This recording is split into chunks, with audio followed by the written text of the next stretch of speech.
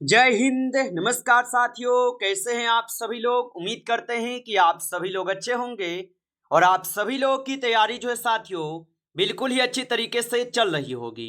तो साथियों, आज की इस क्लास में हम सभी लोग जो है बिहार होमगार्ड हवलदार अनुदेशक एग्जाम 2026 के लिए जो है टॉप ऐसे इंपोर्टेड और चुनिंदे प्रश्नों को देखेंगे, जो कि साथियों आपके 29 जुलाई के एग्जाम के लिए जो है काफी ही इंपोर्टेंट है।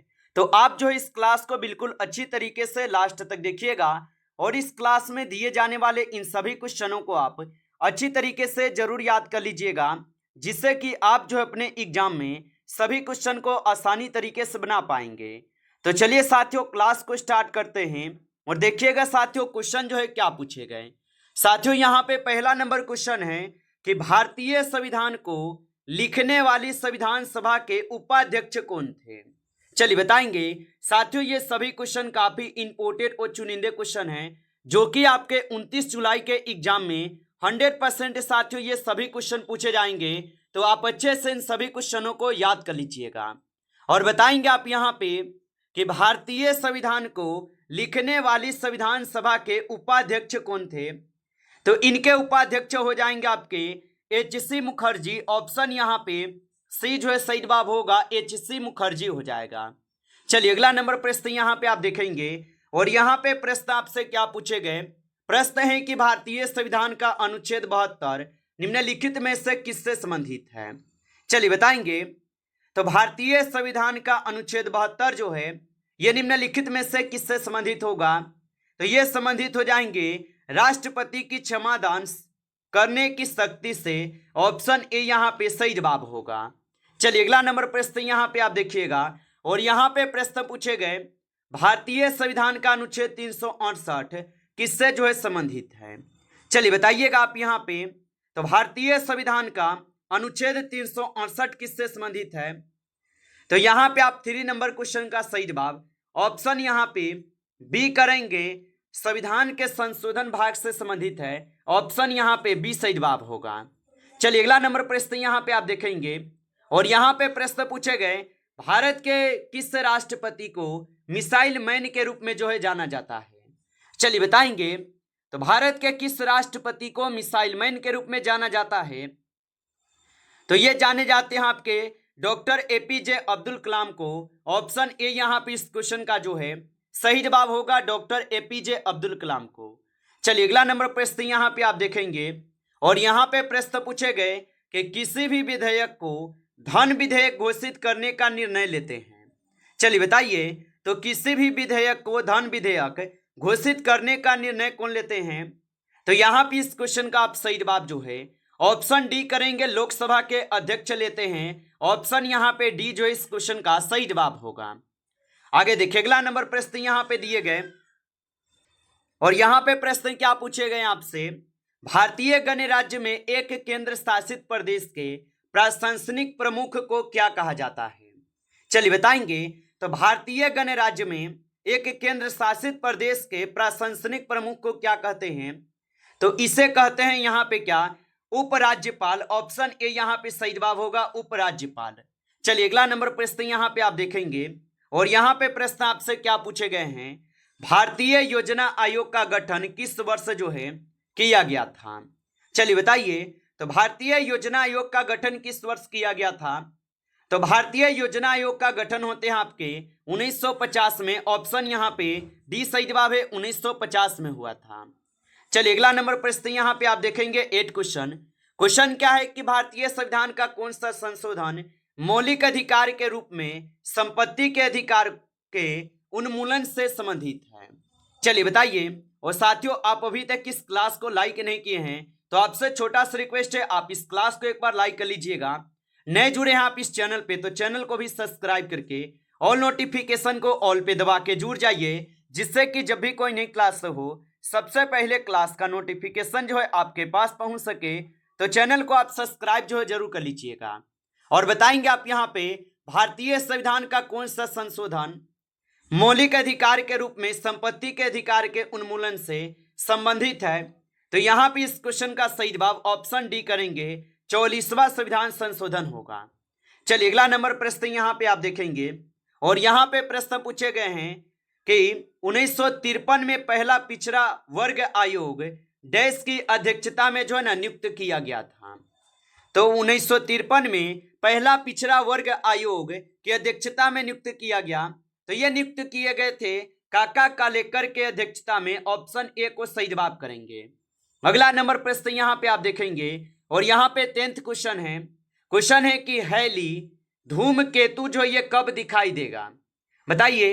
तो हैली धूमकेतु अब कब दिखाई देगा, तो ये दिखाई देंगे आपके 2061 में। ऑप्शन ए यहाँ पे सही जवाब होगा 2061 में।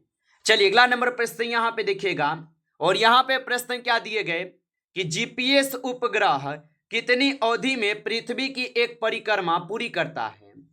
तो जीपीएस उपग्रह कितनी अवधि में पृथ्वी की एक परिक्रमा पूरी करता है, तो ये करते हैं आपके कितने अवधि में। तो यहाँ पे इस क्वेश्चन का आप सही जवाब लगाइए क्या होगा, तो आप बताएंगे इनका सही जवाब ऑप्शन बी हो जाएगा। प्रत्येक 12 घंटे में एक बार करते हैं, याद रखेंगे। चलिए अगला नंबर प्रश्न यहाँ पे आप देखेंगे और प्रश्न है कि ग्रेनाइट चट्टानें किस प्रकार की चट्टानें होती हैं। तो ग्रेनाइट चट्टानें किस प्रकार की चट्टानें होती है, तो ये हो जाएंगे आप सभी लोगों का अग्नेय संरचनाएं। ऑप्शन यहाँ पे आप लोगों का बी जो है सही जवाब होगा, याद रखेंगे। चलिए आगे बढ़ते हैं और अगला नंबर प्रश्न यहाँ पे देखिएगा और यहाँ पे प्रश्न आपसे पूछे गए कि सहारा रेगिस्तान जो ये कहाँ स्थित है। चलिए बताइए। तो सहारा रेगिस्तान जो है ये कहाँ पे स्थित होगा, तो सहारा रेगिस्तान जो ये स्थित हो जाएंगे आपके उत्तर अफ्रीका में। ऑप्शन यहाँ पे आप लोगों का सी सही जवाब है, उत्तर अफ्रीका में। चलिए अगला नंबर प्रश्न यहाँ पे आप देखेंगे और प्रश्न है इनमें से कौन सा जलडमरू मध्य भारत के तमिलनाडु को श्रीलंका के मन्नार से पृथक करता है। तो इनमें से कौन सा जलडमरू मध्य भारत के तमिलनाडु को श्रीलंका के मन्नार से पृथक करता है, तो यहाँ पे हो जाएंगे पाक जलडमरू मध्य। ऑप्शन यहाँ पे सी सही जवाब होगा। चलिए अगला नंबर प्रश्न यहाँ पे देखेंगे और यहाँ पे प्रश्न है कि निम्नलिखित में से कौन सी उन 3 नदियों में से एक नहीं है जिनका पारस्परिक प्रभाव उत्तर भारतीय मैदान के निर्माण के लिए जो है उत्तरदायी है। तो याद रखेंगे निम्नलिखित में से कौन से उन 3 नदियों में से एक नहीं है जिनका पारस्परिक प्रभाव उत्तर भारतीय मैदान के निर्माण के लिए उत्तरदायी है। तो यहाँ पे आप सही जवाब ऑप्शन डी लगाएंगे, गोदावरी नहीं होगा। ऑप्शन आपका डी सही जवाब है। अगला नंबर प्रश्न यहाँ पे आप देखेंगे और यहाँ पे प्रश्न है आपसे कि गर्मियों के मौसम की समाप्ति के समय विशेषकर केरल और कर्नाटक में पूर्व मानसूनी वर्षा होना अत्यंत आम है। इसे प्रायः किस नाम से जो है संदर्भित किया जाता है, तो इसे जानते हैं किस नाम से, तो आम्र वर्षा के नाम से। ऑप्शन यहाँ पे डी सही जवाब होगा। चलिए अगला नंबर प्रश्न यहाँ पे आप देखेंगे। प्रश्न है आपसे कि निम्नलिखित में से कौन सी एक फलीदार फसल है। चलिए बताइए। तो निम्नलिखित में से कौन से एक फलीदार फसल होगा, तो यहाँ पे आप सही जवाब ऑप्शन बी लगा देंगे, दलहन हो जाएगा। ऑप्शन यहाँ पे बी सही जवाब है। चलिए अगला नंबर प्रश्न यहाँ पे देखेंगे और प्रश्न है कि सिंधु सभ्यता के इनमें से किन स्थलों में जलाशयों के साक्ष्य मिले हैं।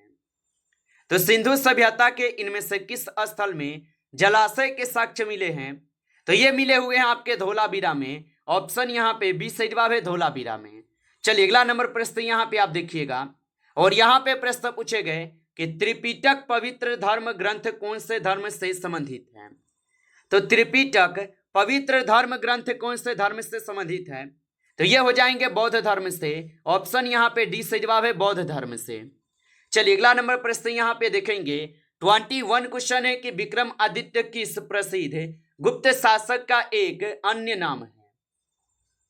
तो विक्रमादित्य किस प्रसिद्ध गुप्त शासक का एक अन्य नाम है, तो ये हो जाएंगे आपके चंद्रगुप्त द्वितीय के। ऑप्शन यहाँ पे सी सही जवाब होगा। चलिए अगला नंबर प्रश्न यहाँ पे आप देखेंगे और यहाँ पे प्रश्न पूछे गए हैं निम्नलिखित में से कौन सा एक प्राचीन ग्रंथ 5वां वेद भी कहा जाता है। तो निम्नलिखित में से कौन सा एक प्राचीन ग्रंथ को 5वां वेद भी कहा जाता है, तो ये कहे जाते हैं आपके महाभारत को। ऑप्शन यहाँ पे डी कीजिएगा, सही जवाब याद रखेंगे। चलिए आगे देखिए अगला नंबर प्रश्न यहाँ पे दिए गए प्रश्न है आपसे कि भारत में सिजदा प्रथा किसने जो है शुरू की थी। तो भारत में सिजदा प्रथा को किसने शुरू की थी? तो भारत में सिजदा प्रथा को शुरू किए हैं गयाउद्दीन बलबन। ऑप्शन यहाँ पे आप लोग का सी सही जवाब है। चलिए आगे देखिए, अगला नंबर प्रश्न यहाँ पे आपसे दिए गए 24 क्वेश्चन है कि हम्पी डैश साम्राज्य की राजधानी थी। तो हम्पी जो है ये डैश साम्राज्य की राजधानी थी। तो हम्पी हो जाएंगे आप सभी लोग के विजयनगर साम्राज्य की राजधानी। ऑप्शन ए यहाँ पे सही जवाब है। आगे देखिए, अगला नंबर प्रश्न यहाँ पे दिए गए और प्रश्न है आपसे कि इनमें से किसे खान ए खाना की उपाधि से सम्मानित जो है किया गया था? चलिए बताइए, तो इनमें से किसे खान ए खाना की उपाधि से सम्मानित किया गया था? तो यहाँ पे 25 का सही जवाब जो है ऑप्शन आप सभी लोग का क्या होगा? तो 25 का आप सही जवाब जो है ऑप्शन सी करेंगे, बैरम खा हो जाएंगे। ऑप्शन सी कीजिएगा सही जवाब। चलिए अगला नंबर प्रश्न यहाँ पे आप देखेंगे और प्रश्न दिए गए मध्यकालीन भारत के दौरान लिखी गई किताब गीत गोविंद के लेखक जो है कौन है? तो याद रखेंगे, मध्यकालीन भारत के दौरान लिखी गई किताब गीत गोविंद के लेखक कौन है? तो इसके लेखक हो जाएंगे आपके जयदेव। ऑप्शन यहाँ पे डी कीजिएगा, जयदेव होगा। चलिए अगला नंबर प्रश्न यहाँ पे आप देखिएगा और यहाँ पे प्रश्न है कि हैदराबाद का अंतिम निजाम जो है ये कौन था? चलिए बताइए, तो हैदराबाद का अंतिम निजाम कौन था? तो हैदराबाद का अंतिम निजाम जो यहाँ पे हो जाएंगे कौन? तो मीर उस्मान अली खान। ऑप्शन यहाँ पे आप लोग का सी जो है सही जवाब होगा, याद रखिएगा। चलिए आगे देखिए, अगला नंबर प्रश्न यहाँ पे आपसे दिए गए और यहाँ पे प्रश्न पूछा है कि सर विलियम जोन्स ने एशियाटिक सोसाइटी ऑफ बंगाल की स्थापना ये किस वर्ष में की थी? तो सर विलियम जोन्स ने एशियाटिक सोसाइटी ऑफ बंगाल की स्थापना किस वर्ष में किए थे? तो ये किए हुए थे आपके 1784 में। ऑप्शन यहाँ पे सी सही जवाब है। आगे देखिए, अगला नंबर प्रश्न यहाँ पे दिए गए और प्रश्न पूछा है हिंदुस्तान रिपब्लिक एसोसिएशन का गठन कब जो है किया गया था? तो हिंदुस्तान रिपब्लिक एसोसिएशन का गठन कब किए गए? तो ये गठन किए गए थे आपके कब? तो ये 1924 में हुआ था। ऑप्शन यहाँ पे डी जो है सही जवाब होगा। आगे देखिए, अगला नंबर प्रश्न यहाँ पे दिए गए हैं और यहाँ पे प्रश्न है कि किस ब्रिटिश प्रधानमंत्री ने क्रिप्स मिशन को भारत जो है भेजा था? चलिए बताइए, तो किस ब्रिटिश प्रधानमंत्री ने क्रिप्स मिशन को भारत भेजा था? तो ये भेजे हुए थे आपके विंस्टन चर्चिल ने। ऑप्शन यहाँ पे बी सही जवाब है, विंस्टन चर्चिल ने भेजा था। आगे देखिए, अगला नंबर क्वेश्चन यहाँ पे दिए गए 31 नंबर क्वेश्चन है कि संपूर्ण क्रांति का नारा किसने जो है दिया था? चलिए बताएंगे, तो संपूर्ण क्रांति का नारा किसने दिया था? तो संपूर्ण क्रांति का नारा जो कि जयप्रकाश नारायण दिए हुए थे। ऑप्शन यहाँ पे बी जो है सही जवाब है, जयप्रकाश नारायण होगा। आगे देखिए, अगला नंबर प्रश्न यहाँ पे दिए गए भारत में आर्थिक उदारीकरण किस वर्ष जो है किस साल में शुरू किया गया था?